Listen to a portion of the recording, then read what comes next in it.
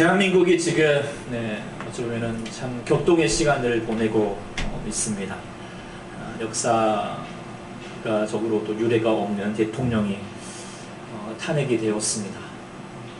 참 가슴 아픈 사건이긴 하지만 또 한편으로는 가정 속에서 어떤 폭력적인 진압과 민중들의 어떤 그런 시위의 어떤 싸움이 통하여서 일어난 것이 아닌 평화와 법적인 절차를 통하여서 진행되었다라고 하는 것 때문에 또 주요 외신들도 대한민국 한국 민주주의의 승리다라고 그렇게 높이 또 평가하고 있습니다. 그러나 지금은 대한민국이 민주 발전을 촉구할 때가 아니죠. 축배를 들 때가 아닐 것입니다. 지난주 월요일 이제 동아일보 사설에 보니까 이런 글이 있는데 공감이 참 되었습니다. 대목이 이렇게 되어 있습니다. 안개가 걷히면서 대한민국 앞에 형체를 드러낸 것은 엄청난 파도다. 새롭게 나타난 파도가 아니라 탄핵 내전의 포화에 가려 보지 못했을 뿐이다. 외교, 안보, 경제의 삼각파도가 대한민국 호를 때리기 직전이다. 자칫 배를 침몰시킬 퍼펙트 스톰이 몰려오고 있다. 그런데 이 위중한 시기에 배에는 선장이 없다. 라고 그렇게 얘기를 했습니다. 대한민국의 현재 상태를 잘 꼬집고 있는 말인 것 같습니다. 정말 그렇습니다. 요즘 이제 한국의 사드 배치 결정 이후로 중국이 무분별하고도 무차별적인 보복 행위를 하는데 그 도가 지나칠 정도입니다. 북한은 연일 이제 핵 개발을 하고 미사일을 쏴내면서 대한민국의 안보를 위협하고 있습니다. 미국마저도 이번 주에 이제 또 금리를 올리면서 경제 보복에 나서면서 4월에 위기설을 부추기고 있습니다. 국가적인 상황이 힘든데도 불구하고 또 우리는 또 그저께 소래포구에 큰 화재가 나가지고 수많은 상인들이 삶의 터전을 잃었습니다. 그리고 우리 여러분들의 개인의 삶에도 여러 가지 많은 어려움들이 가득할 때가 참 많습니다. 그래서 우리가 이 때를 살아가는 저희들의 마음 가운데 이 마음 한구석에는 참 먹구름이 가득한 것만 같고 폭풍우가 이렇게 몰려온 것 같습니다. 그런데 사설에서도 지적했듯이 이 폭풍우가 몰아치고 있는 이곳에 배에 선장이 없다라고 하는 것이 여러분 더더욱 절망할 수밖에 없는 현실이 됩니다. 그러나 우리는 절망할 필요가 없습니다. 이 대한민국에는 분명히 선장이 있습니다. 할렐루야.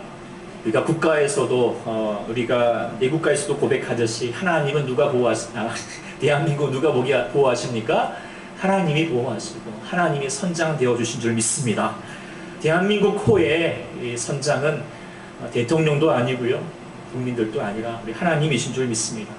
하나님께서 지금까지 이 나라를 인도하셨고 수많은 폭풍우가 있었지만 그래도 우리는 지금껏 잘 항해하고 왔듯이 이 폭풍에서도 하나님께서 인도하셔서 잘 극복하고 새로운 대한민국의 미래를 향하여서 나가게 할 줄 믿습니다.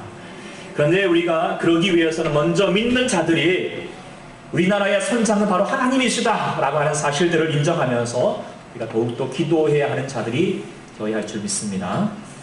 아멘. 우리가 이제 계속 출애굽기를 묵상하고 있습니다. 이스라엘 백성들이 지독한 종살이에서 살 수밖에 없는 그런 애굽에서 하나님의 전적인 능력을 통하여서 탈출하였습니다. 그러나 탈출했다고 축배를 둘 수 있는 것이 아닙니다. 지금의 대한민국처럼 그들 앞에는 엄청난 또 폭풍우가 그 앞을 이렇게 기다리고 있습니다. 그 앞으로 감당해야 될 시련도 결코 만만치 않다는 거 우리가 분명히 알고 있습니다. 그렇기 때문에 하나님께서는 12장에 이제 출애굽을 시키자마자 13장에 걸쳐서 이 폭풍의 시간들을 잘 감당하도록 하기 위해서 신앙의 오리엔테이션을 하였다라고 하는 것을 13장을 통하여서 보고 있습니다. 우리가 처음 이제 지난 시간에 우리가 처음 난 것을 하나님께 드려라라고 하는 것을 통하여서 그것은 무엇이었습니까? 관계 설정을 다시 하자는 것입니다. 하나님과의 아버지와 아들의 관계로서 그리고 하나님의 사귐의 관계로서 이루고자 하신 하나님의 관계 설정을 우리가 보게 되었고요. 또한 무교정을 지키라라고 하는 것을 통하여서 애굽의 죄된 습관들을 일단 끊어낼 것을 요구하셨고, 그리고 이제 세 번째로 오늘 우리가 구름 기둥과 불 기둥의 인도함을 따르라 라고 우리가 13장에 걸쳐서 하나님은 오리엔테이션을 하고 계십니다. 마치 오늘 이제 세 번째 말씀을 우리가 묵상하게 되는데, 구름 기둥과 불 기둥으로 인도를 받아라 라고 그렇게 얘기하는 것은, 이제 앞으로 지금 폭풍우가 막 멈철대는 바도 있지만 우리 하나님께서 손장 내어주시고 돛대를 쫙 올리면서 자 나를 따르라, 돛을 올려라, 자 그러면서 항해를 시작해가는 그 하나님의 장엄한 모습을 볼 수 있을 것입니다. 사랑하는 성도 여러분들도 이 시간에 말씀을 통하여서 국가적으로 폭풍도 있지만 또 여러분들 개개인으로서 삶의 고난의 폭풍우 가운데 있을지라도 우리 하나님의 선장 되신 주님께서 이제 배째 돛을 올리면서 자 나를 따르라 라고 하시는 이 하나님의 이 장대한 요구 앞에 우리가 가감하게 순종하면서 나갈 수 있는 시간이 될 수 있기를 간절히 축원합니다. 그래서 우리가 주님 앞에서 다시 한번 우리가 이 시간들을 잘 통과하여서 하나님께 영광을 돌릴 수 있는 우리가 모두가 될 수 있어야 할 줄 믿습니다. 그러기 위해서는 우리가 이 구름 기둥과 불 기둥을 주님께서 왜 이스라엘 백성들에게 허락하시고 우리에게 말씀하시는가 한번 돌아보는 시간 갖기를 원합니다. 첫 번째로 우리가 하나님께서는 왜 광야 여정에서 구름 기둥과 불 기둥을 허락하셨는가? 첫 번째 우리가 알 수 있는 것은 불 기둥과 구름 기둥은 하나님의 함께 하심에, 임재하심의 상징이라는 사실을 기억해야 하겠습니다. 우리가 본문 21절에 보니까 이렇게 말씀하셨습니다. 하나님 여호와께서 그들 앞에 행하사 낮에는 구름 기둥으로 그들의 길을 인도하시고 밤에는 불 기둥으로 그들에게 비추사 주야로 진행하게 하셨다라고 그렇게 말씀하고 있습니다. 불 기둥과 구름 기둥이라고 하는 것이 뭐 따로 있는 것은 아니고요. 낮에는 뭐요? 구름 기둥으로, 밤이 되면 어떻게 해요?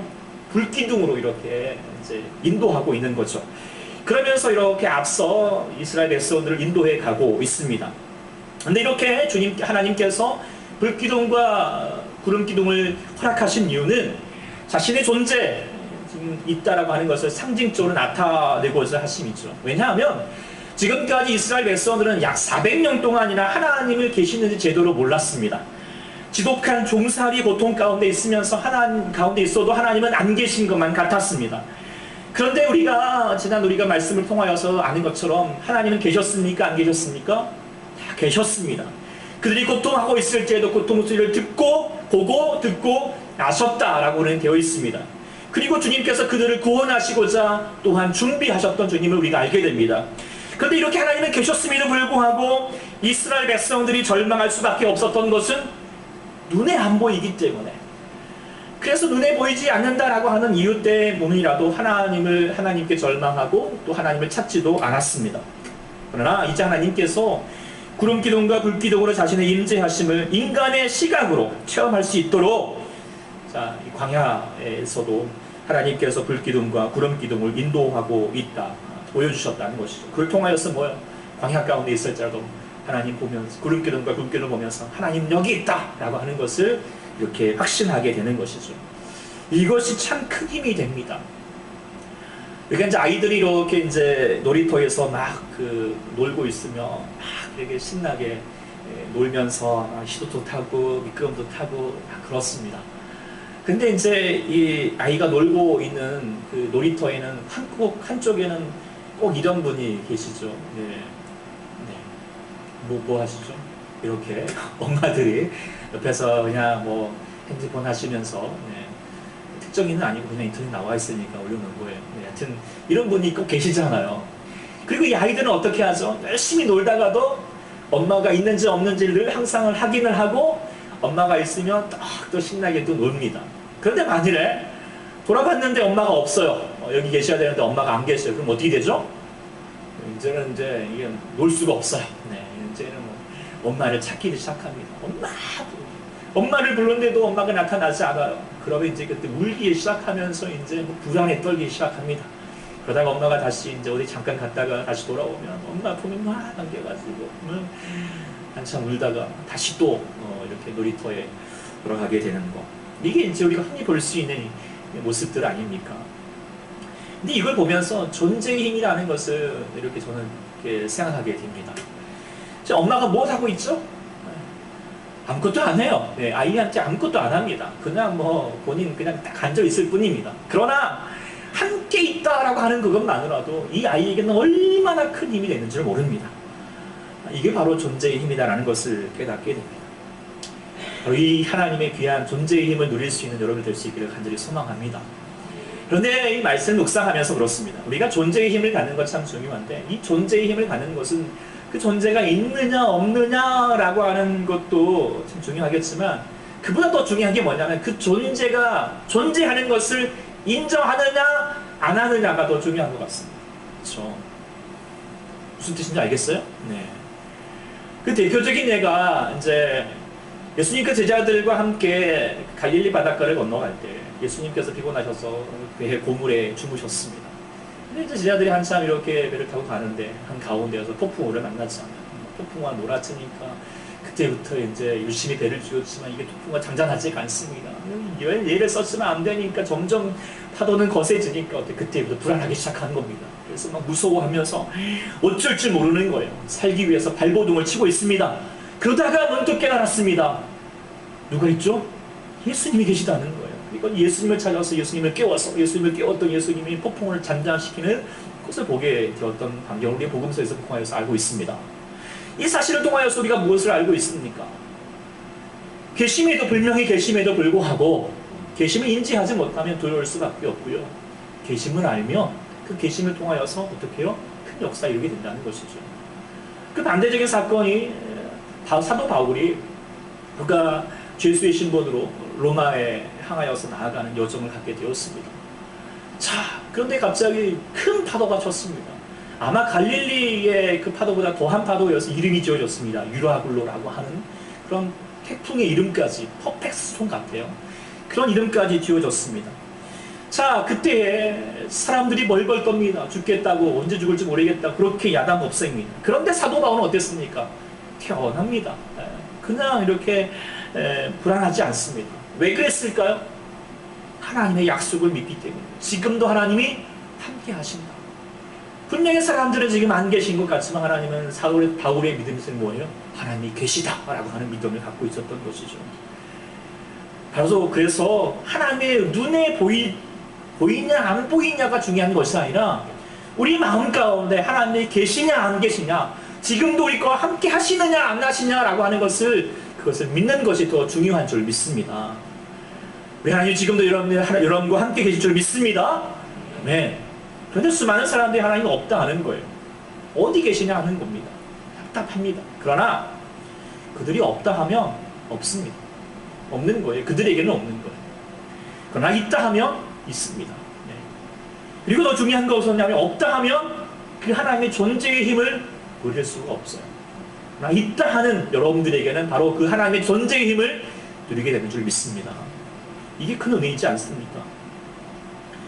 우리 하나님께서 이스라엘 백성들에게 지금 구름기둥과 불기둥으로 인재하셨듯이 오늘도 우리 주님께서는 우리 가운데 말씀으로, 이 예배 가운데에도, 이 나라 가운데에도, 이 봄날에 그렇게 앙증맞게 펴있는 봄의 새싹에도 하나님은 계신 줄 믿습니다. 그곳에 하나님이 계시다는 거예요. 그래서 봄의 새싹을 보면서도 야, 하나님, 이 하나님이 정말 이 봄의 새싹들을 이렇게 키워오게 하시구나 라는 것을 알면 그 존재의 힘을 누리는데요. 그걸 봐도 이게 그냥 된 거지, 그냥 어떻게 그러면서 하나님의 존재를 부족하면 없습니다. 존재의 힘을 누릴 수가 없다라고 하는 것이죠. 그러나 우리가 어디 곳을 돌아보아도 하나님 주의 손길 미치지 않는 곳 없습니다. 하나님 분명히 여기 계십니다. 내 안에 계십니다. 우리의 삶에 계십니다. 예배 가운데 계십니다. 말씀 가운데 계십니다. 라고 우리가 인정하고 나가면 그 존재의 힘으로 말미암아 내가 위로를 얻고 평안을 얻고, 그래서 우리가 놀이터의 아이들처럼 하나님이 계시니까 어떻게 해요? 우리가 주일마다 와가지고 하나님 계시죠? 기도하면서 우리가 이런 하나님 계시죠? 말씀 오면서 하나님 계시죠? 그래, 하나님 여기 계시다 우리가 확신하고 어떻게 됩니까? 다시 우리의 삶에서 우리가 감당할 것들을 평안으로 신나게 즐겁게 감당하는 것이 바로 우리 구원받는 자들의 모습일 줄 믿습니다. 그렇기 때문에 우리 하나님의 존재의 힘을 우리 믿지 않는 것이죠. 시편 말씀을 보다가 시편 제가 48편 14절 말씀 보니까 참 너무 위대한 말씀인 축복의 말씀 같습니다. 같이 한번 우리 고백하면서 우리 같이 한번 읽어볼까요? 시작. 이 하나님은 영원히 우리 하나님이시니 그가 우리를 죽을 때까지 인도하시리로다. 할렐루야. 아멘. 이 하나님이 우리 하나님이세요. 우리 하나님 여러분들 영원토록, 여러분 죽을 때까지 하나님은 죽지 아니하시고 잠자지 아니하시고 졸지도 아니하시고 여러분들을 지키시고 보호하실 줄 믿습니다. 그 주님 끝까지 여러분들을 죽음 이후까지도 하나님께서 영원한 천국으로 인도해 가실 줄 믿습니다. 이 존재의 힘을 누리라고 하나님께서 구름 기둥과 불 기둥을 인도하셨다는 사실을 기억하면서 저희들도 우리 하나님 계심을 누리는 우리가 모두가 될 수 있기를 간절히 소망합니다. 두 번째, 구름 기둥과 불 기둥을 이렇게 보내주셨던 것은 첫 번째로는 함께 하심, 임재하심에 대한 상징이고, 두 번째로는 바로 불 기둥과 불 기둥은 보호하신다라고 하는 것을 하나님이 이렇게 보여주시는 것이죠. 이스라엘 백성들이 이제 가게 되어야 될 광야, 또 사막, 사막은 죄송합니다. 넘기겠습니다. 자, 이런 것처럼 사막에 사는 게 만만치가 않습니다. 여러 가지 생존을 위협할 만한 여러 가지 많은 요소들을 가지고 있지만 그 중에서도 힘들게 하는 것이 바로 사막의 기후이죠. 사막의 기후. 그래서 사막의 낮은 가히 살인적이라 할 정도로 그렇게 뜨거운 태양 앞에서 폭염이 들끓어가지고 거기서 사람이 지칠 수밖에 없습니다. 그래서 웬만한 동식물들은 거기서 뜨거운 날씨에서 견디지 못하고 다 거기서 고사해 버리지요. 근데 이게 낮만 힘든 것이 아니라 밤이 되면 더 무섭습니다. 기온이 확 떨어집니다. 견디기 힘든 추위가 몰려옵니다. 그래서 사막을 여행하는 사람들은 낮보다도 밤이 더 위험하다라고 합니다. 그래서 이 낮과 밤의 이 기온 차이 때문에, 그래서 그 무서움 때문에 사람들이 거기서 힘들고 어려움을 겪을 수밖에 없는데, 시편 121편의 기자는 그래서 이렇게 말해요. 낮의 해와 밤의 달도 너를 해치 못한다라고 말하면서 이 사막의 무서움을 이야기하고 있는 것이죠. 그런데 이런 광야 길에 하나님께서는 낮에는 무엇으로? 구름 기둥으로 이렇게 보내주십니다. 이제 사막은 건조한 곳이기 때문에 여러분들 건조한 지역에 가면 알겠지만 아무리 덥더라도 그늘만 있으면요 시원해집니다. 그래서 견딜만 하거든요. 그래서 하나님께서 이스라엘 백성들에게 구름 기둥을 보내주십니다. 그리고 밤에는 불 기둥이 있어서 마치 모닥불처럼 그렇게 훈훈하고도 평안한 밤을 보낼 수 있게 하시는 것이죠. 그래서 우리 하나님, 이 이스라엘 백성들은 바로 구름 기둥과 불 기둥을 보면서 무엇을 생각했을까요? 야, 하나님이 그래도 우리를 보호하고 계시구나. 이 어려움 속에서 지금 힘들지만 척박한 곳에서 우리를 다시 한번 보호해 주시구나 라고 하는 것을 늘 경험하게 되는 것 아니겠습니까? 그러면서 우리가 가는 길에 하나님 항상 함께 하시니까 보호해 주시니까 두려워하지 않게 되는 것. 이것이 바로 하나님께서 구름 기둥과 불 기둥을 인도하신 이유가 되겠죠. 요즘 여러분들 이제 샌프란시스코 가면은 유명한 명소가 있는데 저희도 또 가봤는데 뭐죠? 금문교라고 하죠. 골든 스테이트. 근데 이게 이제 보기는 참 좋지만 사실 그 뒤에 여러 가지 아픔의 역사가 많아요. 왜냐하면 이 금문교를 짓는 게 만만치가 않았어요. 그래서 이 이제 높이가 227m, 엄청 높기도 하고, 물론 지금 높은 다리 많이 있지만 그 당시만 해도, 게다가 이제 두 줄 이렇게 케이블에 쫙 있어가지고 거기서 이제 공사를 한다는 건 만만치가 않거든요. 그래서 사실 이 다리를 건설할 때 처음에 23명 1년 동안 막 사고가 나고 그렇게 되니까 막 어려움들이 있는 거예요. 왜냐하면 이제 막 그 밑에는 물살이 엄청 셉니다. 게다가 이제 막 폭풍우도 잦고 안개도 자주 끼는 곳이 바로 이곳입니다. 그러다 보니까 사람들이 그렇지 않아도 지금 위험한데 그런 속에서 어떻게 해요? 막 공사하다 보면은 여러분 보기만 해도 무섭죠.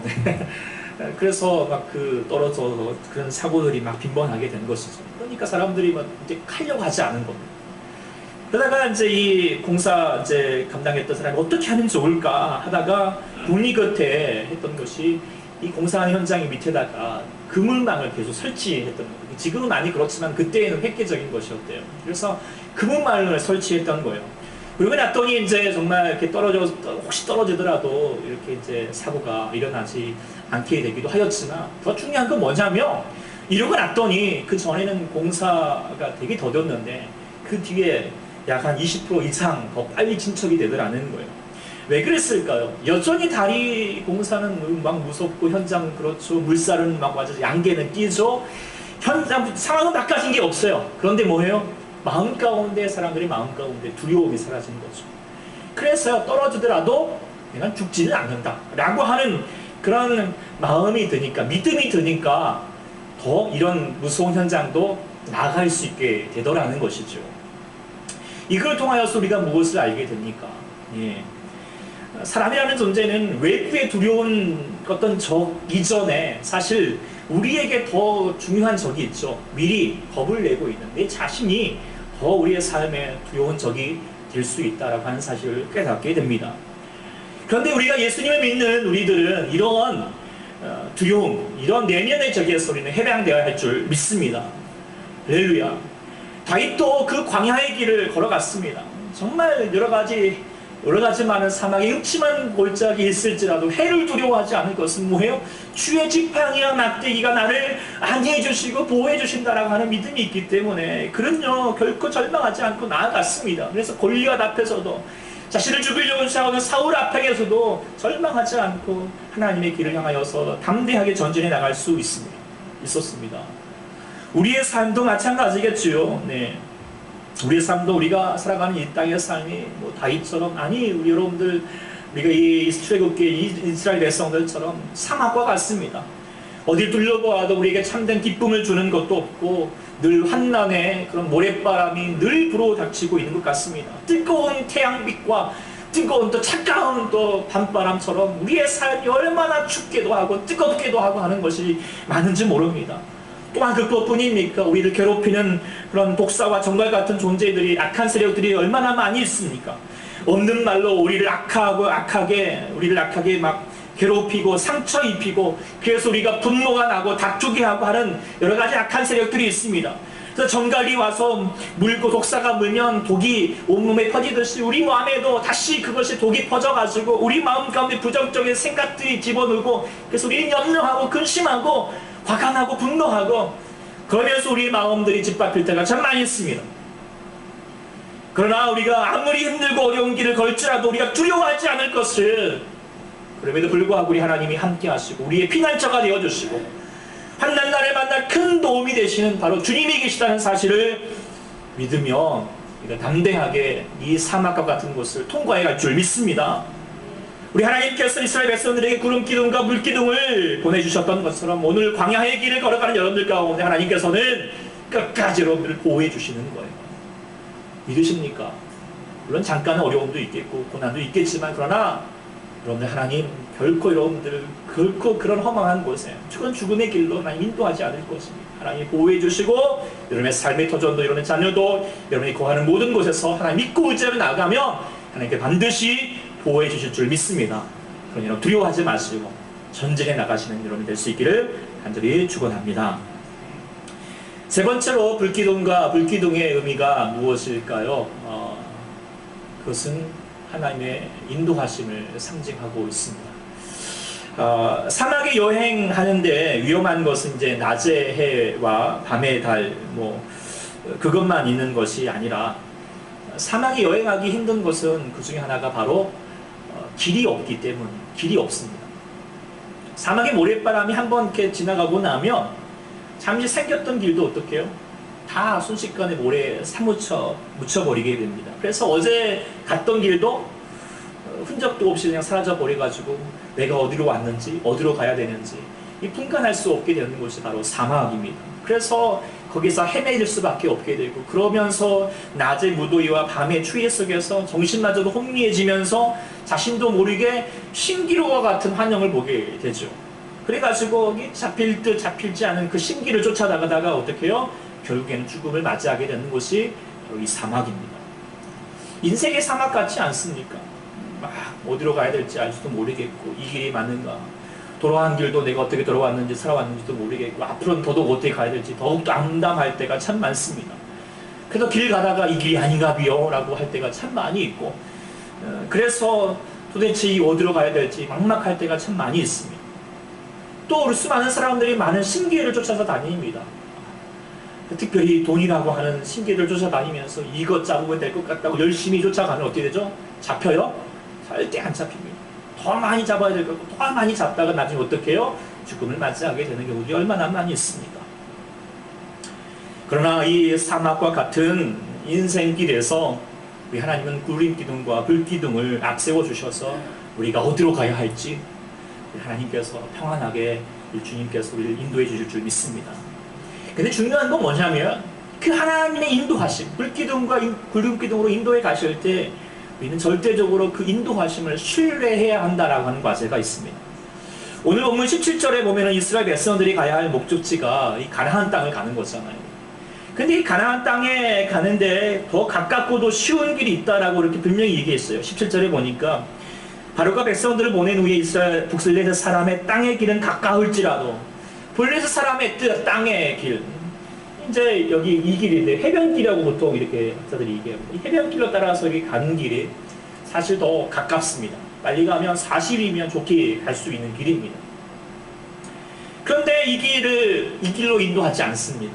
물론 이유가 있다고 되어 있어요. 전쟁이 그곳에 블레셋 사람들이 있어서 가면은 전쟁을 해야 되고 그 전쟁 때문에 두려워하며 또 도망갈 수 있으니까 이 길로 인도하지 않았다. 물론 그럴 수 있습니다. 그러나 뭐 전쟁을 나중에 안 하는 것도 아니고 또 분명히 그런 전쟁들 앞에서 있었지만 또 여러 길도 있거든요. 밑에 보면 이제 술길이라고 해서 무용로들을 또 있었고요. 또 왕의 대로라고 있고 족장의 대로라고 하는 여러 길들이 있어요. 사람들이 다니는 길이 있어요. 그런데 여러 가지 많은 길들을 다 제쳐두고 지금 불기둥과 불기둥은 어디로 인도하고 있어요? 홍해로 가는 길을 인도하고 있는 거예요. 홍해기가 어딥니까? 그것은 멀로 돌아가는 길이기도 하고요. 그 길 밑에는 바다가 있습니다. 꼼짝하지 못할 곳입니다. 막다른 길입니다. 자, 이스라엘 사람들이야 뭐 맨날 애굽에 있었으니까 모른다 치더라도 모세는 어떻습니까? 모세는요 40년 동안이나 광야에서 양을 치던 사람입니다. 이곳 지형을 그냥 눈 감고도 갈 수 있는 사람이잖아요. 그렇죠? 모세가 광야를 모르겠습니까? 자, 불기둥과 지금 구름기둥이 이렇게 쫓아가다가 그 길로 가다가는 어디로 가야 될지 이 모세가 모르겠습니까? 그래도 불구하고 모세는요 아무 말 하지 않고요 구름기둥과 불기둥이 인도하는 대로 따라갔습니다. 그렇고 자기가 아는 길을 고집하지 않았습니다. 아니 저 사람들이 저기 다니는 길이 있다고 저렇게 고집하지 않았습니다. 늘 항상 불기둥과 구름기둥 인도하는 대로 따라갔습니다. 가다가 구름기둥이 멈추면 멈추고 앞서가면 지체하지 않고 같이 따라갔습니다. 우리가 가야 할 인생길도 바로 이러한 모습이 되어야 할 줄 믿습니다. 주님은 우리를 결코 편한 길, 좋은 길, 사람들이 다니는 길로 인도하지 않습니다. 우리 하나님은, 우리 주님은 이렇게 말씀하셨습니다. 좁은 문으로 들어가라. 멸망으로 인도하는 문은 크고 그 길이 넓어서 그리로 들어가는 자가 많지만 생명으로 인도하는 문은 좁고 길이 협착하여서 찾는 자가 적다. 하나님이 어느 문으로 인도하실까요? 좁은 길로 인도해 갔습니다. 그런데 우리는 어디로 가고 싶어 하세요? 넓은 길로 가고 싶어요. 사람들이 다닐 만한 길. 좀 납득이 되어야죠. 이런 길로 가야죠. 그래야지 우리가 좀 살 수 있지 않겠습니까? 라고 하는 길로 가고 싶지만 하나님은 한사코 그 길로 가지 아니하시고 좁은 길로 우리를 인도해 가고 계십니다. 우리 주님도 그렇게 좁은 길로 가셨지요. 우리가 이제 요즘 누가복음 묵상하잖아요. 누가복음 묵상하면서 그런 생각이 들어요. 갈릴리에서 기적을 베풀 때는 사람들이 막 따랐습니다. 그런데 예수님께서 이제는 십자가가 있는 예루살렘을 향해서 나아가니까 사람들이 다 떨어져 나가는 거예요. 떨어져 나가는 것뿐만 아니라 외면하고 나중에는 조롱하고 십자가에 못 박으라라고 그렇게 외치고 있습니다. 다 외면합니다. 그러나 주님은 그 좁은 길, 사람들이 다니지 않는 길일지라도 주님의 길이라면 그 좁은 길을 외면하지 않았습니다. 그리고 그 좁은 길 뒤에 부활의 영광을 하나님 나타내셨습니다. 그리고 우리에게 다시 말씀하시는 거예요. 너도 십자가의 길로, 내가 갔던 그 길로 따라오려 한다. 우리 주님이 먼저 앞서 가시고 우리도 이제는 주님을 따라서 그 길로 나아가기를 주께서 원하고 계실 줄 믿습니다. 우리는 빨리 가는 거 중요하지 않습니다. 얼마나 많은 사람이 가느냐 그건 더더욱 중요하지 않습니다. 내가 가는 길에 하나님께서 계시느냐, 하나님께서 원하시고 있느냐라고 하는 것을 알고 그 길로 가는 것이 더 중요한 인생길인 줄 믿습니다. 출애굽기 30장 동에 40장 36절 37절에 보니까 이런 말씀이 있습니다. 그들이 나중에 보면은 구름이 성막 위에 머물러 있을 때는, 떠오를 때는 이스라엘 백성들이 형제 앞에 앞으로 나아가고, 구름이 떠오르지 않으면 떠오르는 때까지 나아가지 않았다라고 하는 대목이 있습니다. 이스라엘 백성들을 통하여서 보여주신 내용이 뭡니까? 그들은 결코 구름 기둥과 불 기둥을 앞질러 가지 않았습니다. 그들의 생각과 그들의 방법으로 먼저 앞세워서 나가지 않았습니다. 늘 항상 구름 기둥과 불 기둥을 앞서서 나갔다라고 하는 것이죠. 그런데 우리는 때로는 그렇지 않습니다. 우리가 막 다 계획을 다 세워놓고 방법 다 아래놓고, 그래서 일 다 저질러 나고 나서 안 되고 나면 하나님 도대체 왜 안 되는 거예요? 라고 그렇게 불평할 때가 많지 않습니까? 하나님 말씀하시겠죠. 내가 언제 그 길로 가라고 그랬냐? 이렇게 말씀하실 거예요. 그래서 우리는 기도 많이 해야 됩니다. 어떤 길을 가기 전에 하나님께서 사인을 받아야 됩니다. 하나님, 내가 어느 길로 가야 될까요? 항상 물어야 됩니다. 그리고 하나님께서 분명히 역사하고 응답하실 줄 믿습니다. 하나님께서 우리 가운데 마음의 사인을 주세요. 평안을 주시는 거예요. 사람들이 원하는 길이 아닐지라도 하나님께서 바라시는 길이 있음을 우리가 알게 됩니다. 그리고 그 길로 나아가 하나님 역사하실 줄 믿습니다. 물론 또 어떤 분들이 이렇게 반문하실 거예요. 아이고, 내가 어떤 길인지 몰랐다고요? 그런데 솔직하게 여러분 한번 대답해 봅시다. 여러분 인생길에서 가야 할 길을 몰라서 못 갈 때가 많았습니까? 알았음에도 불구하고 안 갈 때가 많았습니까? 네. 여러분들 인생의 삶의, 신앙의 삶에서 돌아보십시오. 네. 몰라서 못 갔다고요? 제가 보면은 알아도 안 가고 있습니다. 고집하고 있는 거죠. 우리 하나님께서는 우리 가운데 지금도 우리에게 불기둥과 구름기둥을 보내주고 계십니다. 그것이 무엇일까요? 말씀과 성령입니다. 우리가 말씀과 성령에 조금만 귀를 기울이면 하나님은 반드시 우리가 가야 할 길을 알려주십니다. 그 하나님께서 그 길로 나아갈 때 하나님께서 비록 당장 보기에는 막다른 길 같고 그곳이 죽을 것 같을지라도 그 길 끝에는 하나님의 기적의 역사가 나타나게 될 줄 믿습니다. 지금 대한민국은 정치, 경제, 완보, 외교 등의 여러 가지 총체적인 폭풍우 가운데 있습니다. 또 화재로 인하여서 삶의 터전을 잃은 분들도 많이 있습니다. 아니, 여러분들도 개인적으로 어떻게 살아갈지, 앞으로 10년 뒤에는 20년 뒤에는 어떻게 될 것인가 라고 생각하면 참 막막하고 불안한 마음이 가득할 분도 참 많을 것입니다. 근데 이때에 말했습니다. 선장이 없다. 선장이 없다. 위중한 시에 배에는 선장이 없다. 라고 그렇게 말합니다. 그러나 우리는 고백하게 됩니다. 아닙니다. 뭐예요? 배에는 누가 있다고요? 주님이 계십니다. 하나님이 계십니다. 나의 배에는 하나님이 계십니다. 이 대한민국에도 하나님 계십니다. 우리 가정에도 하나님 계십니다. 하나님은 나의 선장이십니다. 라고 고백하는 자가 될 수 있길 간절히 소망합니다. 주님의 선장이 되신다면 우리는 어떻게 해야 될까? 이제는 내가 이 배의 주인 되지 마시고 선장에게 나의 키를 올려드려야 돼요. 배의 키를 맡겨드려야 합니다. 할렐루야. 여러분들이 여러분의 삶의 인생의 키를 하나님께 맡겨주시기를 소망합니다. 그래야 나아가면 물론 우리 하나님 인도하신 따라서 나가다 보면은 홍해 앞에 서게 될 때가 있습니다. 그러나 홍해 앞에 서야지 홍해를 나르시는 그 하나님의 능력을 경험할 수 있게 되는 것이죠. 그러면 하나님 여기 계시다, 하나님 살아계시다라고 다시 우리 찬송하게 될 줄 믿습니다. 사랑하는 우리 성도 여러분, 오늘도 우리 성령님을 통하여서 여러분들 가운데 구름기둥과 불기둥이 되어주셨습니다. 성령님을 따라가는 인생, 그 인생은요, 우리 찬양 좀 부른 찬양처럼 내가 매일 기쁘게 술래이기를 나는 주의 팔이 나를 안보합니다. 예. 할렐루야. 네. 그래서 좁은 길을 걸어갑니다. 사람들이 말합니다. 인생 그렇게 사는 것 아니라고. 왜 그렇게 미련하게 사는 거냐고. 좀 남들처럼 살라고. 좀 편한 길로 가라고. 왜 그렇게 사느냐고, 그렇게 좁은 길로 가냐고 얘기할 것입니다. 그러나 그래도 우리가 성령님을 따라서 좁은 길을 걸어가면 어떻게 찬양합니까? 우리 주님께서 밤낮 기뻐하면서, 왜요? 밤에는 우리 주님께서 불기둥을 보내주시고요, 낮에는 우리 가운데 구름기둥을 보내주셔서 하나님이 함께 하시고 보호하시고 위로하시고 다시 역사하시고 우리가 깨어나게 되면서 좁은 길이지만 어떻게 해요? 밤낮 기뻐하면서 찬양하면서 나가게 되는 삶이 바로 저와 여러분들의 삶인 줄 믿습니다. 믿으십니까? 하나님 인도하심 믿으면서 이 찬양 들으시고 같이 한번 함께 기도하는 시간입니다.